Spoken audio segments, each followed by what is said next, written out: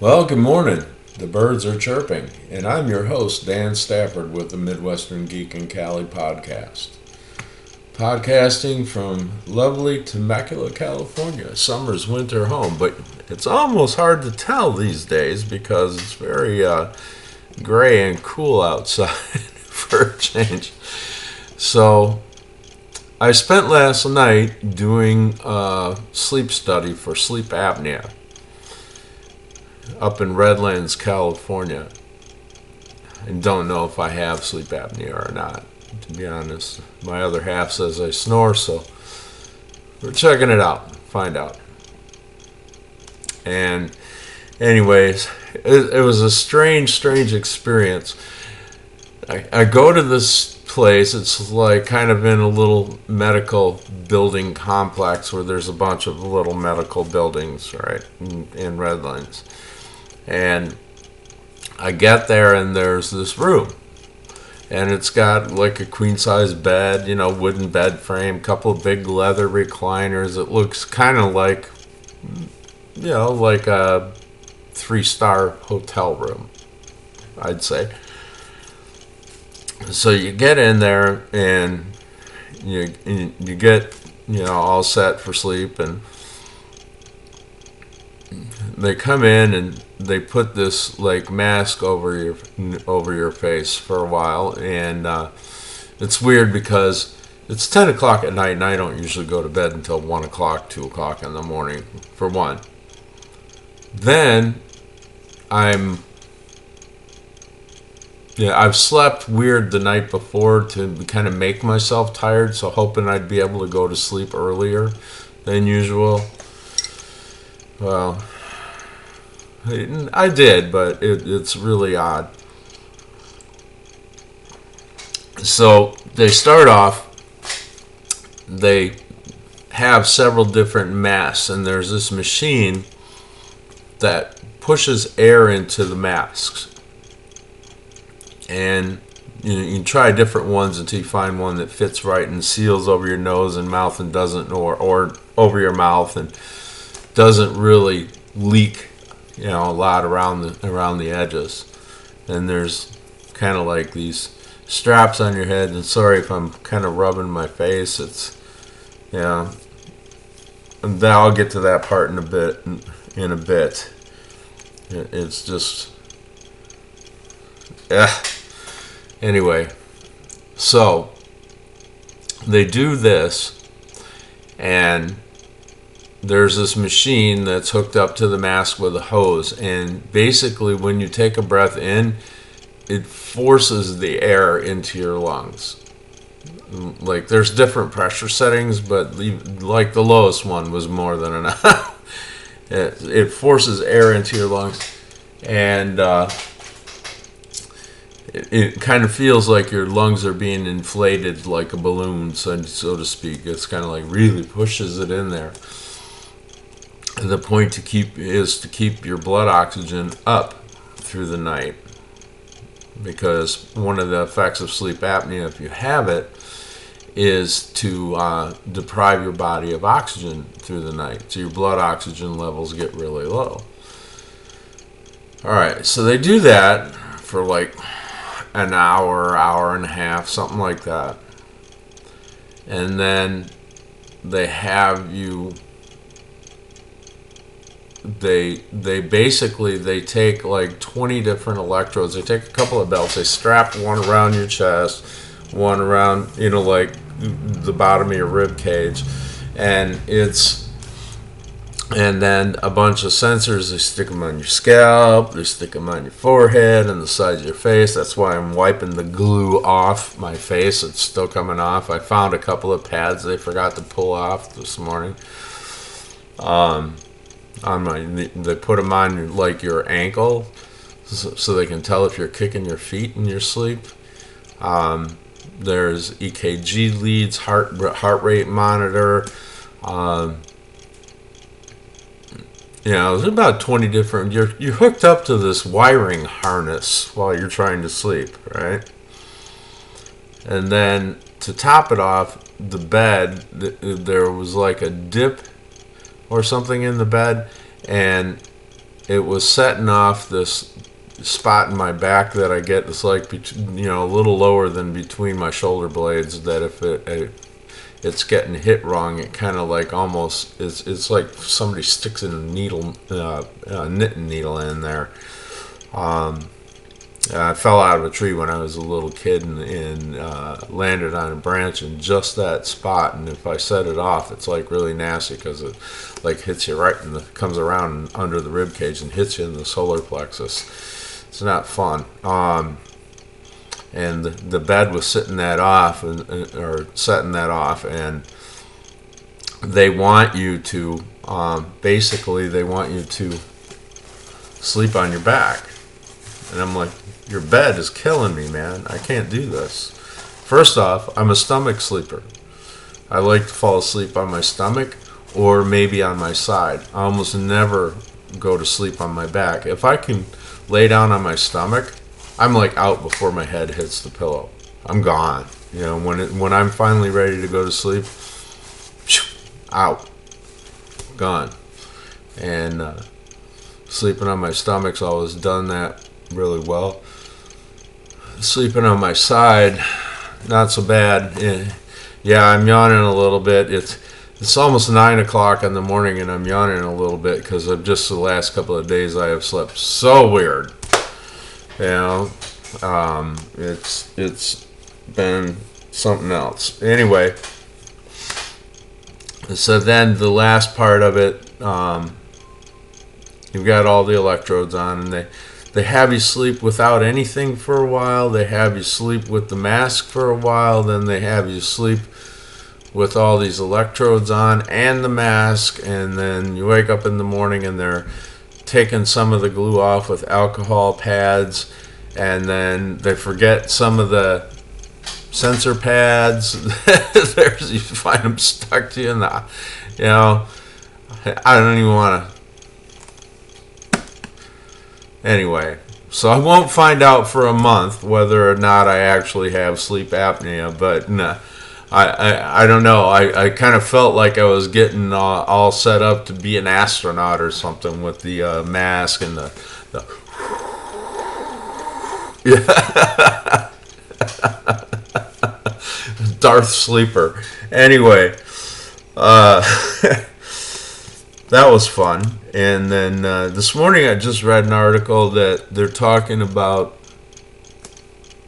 the gases coming off the volcano in Hawaii are gonna make us have an overall cooler summer here in Southern California. Isn't that interesting?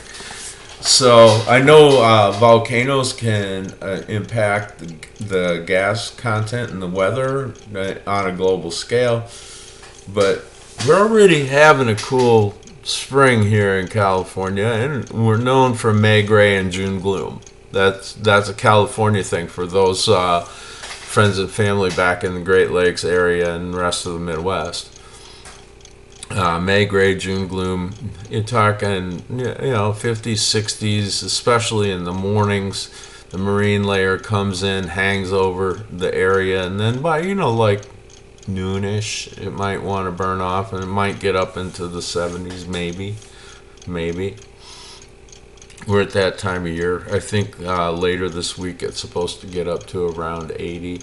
But we're talking, when we get heat here in Temecula, it's pretty much like late morning to late afternoon. So you'll wake up in the morning here. This is a summer day, typical summer day in Temecula, when it gets like up to like 100, 105. Okay. It'll be like 50, 60 degrees in the morning, because remember, this is the desert here, right? 50, 60 degrees, somewhere in that range. And you get outside at 8 o'clock in the morning, you might want to have like a jacket on, because it's going to be chilly. Go out for a walk. By the time you come back from like a mile walk or 2 mile walk, you're going to be, glue everywhere. Can't wait to get rid of it. And you're going to be taking the jacket off, because it'll be up to 75 by 10 o'clock. By 11 o'clock, it'll be 85 degrees, and then say noon, 1 o'clock, now it's going to be up to 90, 95, 100. Then about 3 o'clock in the afternoon, we get a strong breeze coming up, maybe 25, 30 mile an hour breeze, 20, maybe 20, coming up from San Diego. And the next thing you know, within 2 hours, it's dropped 20 degrees. So that hot part of the day is really more like from maybe noon to 4 o'clock, 5 o'clock. And then it's back down in the 80s by 5, 6, somewhere around there. And then it goes, from there down into the 50s overnight again, 50s, 60s. And you wind up, cool in the morning and likely overcast, foggy, gray, misty. And then in the early morning, like 5, 6, 7, 8 o'clock, and then 9 o'clock or so, it's all burned off and starts warming up, and next thing you know, here you go again. Well, that's summer, and then in wintertime here, it's probably going to be a little rainy in 40s and 50s. So not too hard to take. Hardly ever, there's snow on the mountains way over in the distance. Way over in the distance. Like, okay, I see the snow. I've seen my snow for this winter. I'm done now. But it's not bad. It's not bad. I have tomato plants that made it through the winter outside from last year. Cherry tomatoes. They're still making tomatoes this year. So, yeah, if that gives you an idea, I mean, it can get down into the 20s here at night in the middle of winter, and nothing, but not that long, and most of the plants seem to do okay. I mean, we have palm trees and citrus here, so it's pretty nice. Very different from the Midwest. You try taking a citrus tree to the Midwest, it's going to be dead in the middle of the first winter. I guarantee you, it won't make it. The only way you're going to have citrus living in the Midwest or Great Lakes regions is if you put them in a greenhouse. Yeah. And there are lemon bushes that get like maybe 4 feet tall and 5 feet around if you keep them trimmed. They're Meyer lemons, and they're actually really good. That's what we have outside our kitchen window. And I mean, you could grow that in a small greenhouse in Wisconsin or in Illinois, Indiana without much issue. You keep it in the greenhouse and keep a little space heater in there to keep the temperatures up above 25 degrees or so. The trees will survive like into the 20s overnight. Citrus trees will. But they need it to warm up during the day. And with greenhouse, you could accomplish that in the Great Lakes region. But I mean, trying to build a greenhouse for a full-size citrus tree, that'd be expensive. Not going to happen very much. But a Meyer lemon bush, you could do that. You could definitely do that. Anyway, I digress. So the volcano is set to give us a cooler summer overall, according to this weather site. I think it's weatherforce.com or something like that, but it's a meteorologist out of California that specializes in California weather. So interesting. Our weather here is different, and we're a long north to south state, so the weather in California, it varies. Up north it's different from down here in the south, and then once we have a old low mountain range not far off the ocean. I mean, literally Temecula here, we're 15 miles from the Pacific Ocean as the crow flies, but there's a 6,000 foot tall mountain range about 3 miles west of here that blocks most of the Pacific weather from making it this far inland, which is why it's desert here. So still, it's a large valley between mountain ranges, because to our east there's an even bigger mountain range, but you're talking 20-25 miles east of here before you get into the real big mountain range. And by big, I mean maybe 8, 9, 10,000 feet, I'm guessing. Some of them might even be, 13,000, some of the big ones. But in the valley here, it opens up to San Diego. And the marine layer from San Diego will make it this far up the valley in the afternoon. As soon as you go north of Temecula, it gets about 5 to 10 degrees hotter instantly. Much up into Murrieta and the north end of Murrieta, which is right smack north of Temecula. They actually butt right up to each other. It's, like Dallas and Fort Worth, or like for those of you in Rock County, Beloit and South Beloit, there's no separation of city to city. So, and Murrieta, Menifee, Wildemar, all these, Lake Elsinore, all these little towns immediately north of us, it's like 5-10 degrees hotter than it is here in Temecula, because we get the last of the marine layer coming up from San Diego here in Temecula and points south of Temecula.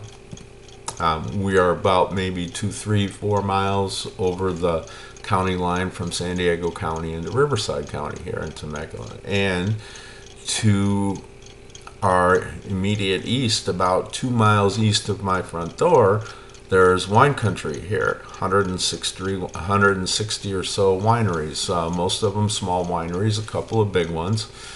And they're here because it's that combination. It's what's called a Mediterranean climate. It gets very hot in the middle part of the day, and it's cool and kind of misty by morning, and cool overnight.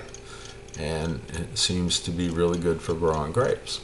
So, interestingly enough, there's a lot of fun stuff about Temecula, and someday I'll do an episode of just about cool things in Temecula. Matter of fact, I'd like to get someone who's grown up here or lived here a long time on the show in order to talk about some of the things that they know about Temecula that I don't. But I've done some discovery. There's some really cool, fun things here, so I'll talk about those. But to actually experience them, you'd have to come out and visit. Good times to come out and visit might be January, February, or if it's really hot in the Midwest and humid, then you might want to come out here and check out the summer sometime, because it's dry and hot here during the hot part of the day. Though you get that marine layer, it burns off and it gets very dry and hot here. So 95 here feels like 85 back in the Great Lakes area, because you have a lot more humidity from the lakes and it doesn't really get pushed away. You have so many little lakes, glacial lakes, in Minnesota, Wisconsin, Illinois still has some, and then you have Lake Michigan, which for those of you out here in California, now this is a little bit of information about what the Great Lakes are like. Lake Michigan is 70 miles across. You can't see the other side, okay, and 800 miles from north to south. It's like a little small ocean. So it's not like Lake Elsinore. It's like, picture about 1,000 Lake Elsinores all added together, and then make them 800 feet deep at the north end and maybe 50 feet deep at the south end. That's what Lake Michigan is like. The Great Lakes make up 1/5 of all the fresh water on the planet, just so you know. So they're like a freshwater ocean. And Lake Superior is more circular than elongated like Lake Michigan. And it's like probably, 400 miles across in most directions. I don't know. I'd have to look up the geography on that. But it's huge, and it gets to like over 1,000 feet deep in places. Big lakes, really big. And they have an impact on the weather in the Midwest. Usually within a mile or two of the lake, like Lake Michigan in downtown Chicago, is usually in the winter about maybe 5 degrees warmer than out in the suburbs. And then in the summer, it's usually about 5 degrees cooler than out in the suburbs. It acts like a big heat sink. Now, that's very relative, because in the wintertime, if it's 10 degrees below zero, down by the lake, it might be 5 degrees below zero, but it's 70 miles of flat open water. Guess what you get? Wind. It's windy in the Windy City, and they didn't call it the Windy City because of the wind. They called it that because of the politicians, but it's windy there. It's windy in Milwaukee, which is also on Lake Michigan. It's windy in Chicago, and in the winter, you don't want to go down by the lake because it's all frozen, and you're frozen. Just stay away from the lake in the wintertime. But in the late spring, summer, and fall, that's when it's beautiful down there. Down by downtown Chicago, especially along the lake. I mean, downtown Chicago along Lake Michigan, there's an 18.5-mile long hiking, walking, biking, rollerblading path, a bunch of marinas, the Museum of Science and Industry, the Chicago Art Institute, the Field Museum, Soldier Field, the Shedd Aquarium, the Adler Planetarium, and McCormick Place Convention Center, which is huge, are all there along Lake Michigan. And then at the north end of the hiking, walking, biking path is the Loyola University Lakeshore campus, which is really, really a pretty place.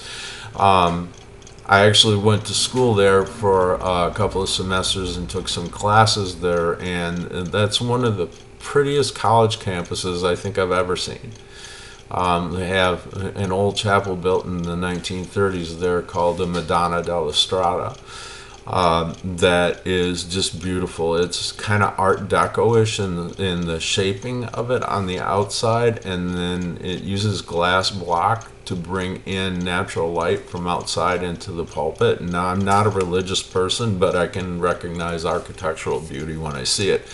And the front doors of the chapel open onto Lake Michigan. There's like a little porch, and then like a little plaza or deck or something that's maybe like 16 feet across, and then right past that there's a little low 3-foot wall, and below that there's rocks, and then the lake. Like literally the front doors open right onto Lake Michigan. In the early morning, it's incredibly beautiful there. And I used to work third shift in telecommunications in downtown Chicago, and I would go to the chapel before class because I would be there at 6 o'clock in the morning, like right when the sun's coming up. And the sun rises in the east, and Lake Michigan is east of Chicago, so the sun would come up right over the lake, and it was just like really, really a pretty place to kind of get your mind off working on to school before you went into school in the morning. So I would go work all night, go to class for a few hours, and then go home and crawl into bed and hope everything I learned in class stuck. But it was good. And honorable mention here, I was listening to a random podcast on the Podbean app on my phone on the way back home from the sleep study this morning, and it was a podcast called Reply All, and they were doing a promo for a friend's podcast called The Habitat. And so they basically gave us the entire introductory episode for The Habitat.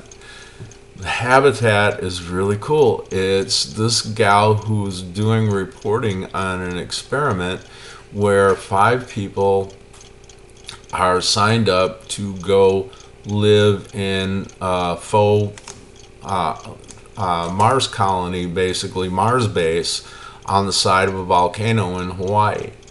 And so in the intro, she's talking about what the people are doing on their last day before they go live in this little habitat on the side of a volcano in Hawaii for a year, because they're not going to be able to come outside, because if you went outside on Mars without a spacesuit, you die.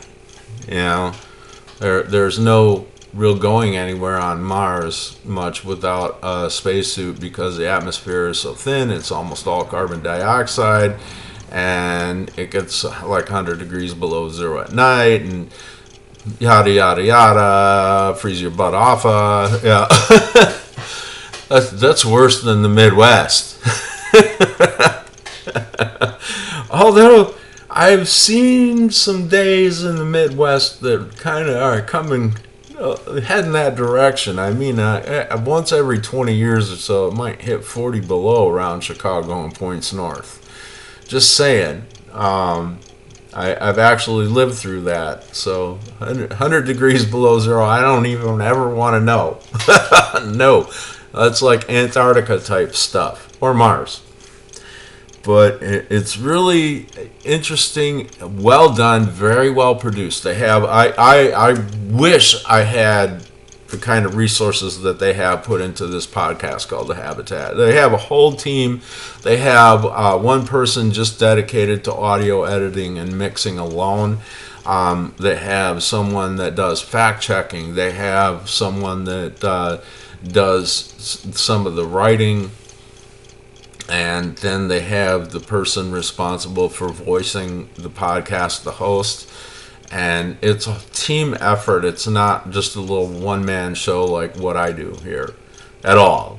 And it's certainly, if it's done in a garage, you never know, because it's audio only. I mean, this is like really good quality audio, way better than anything I've ever done. I don't know about conceptually, but yeah, because they're on the one thing. They're on The Habitat.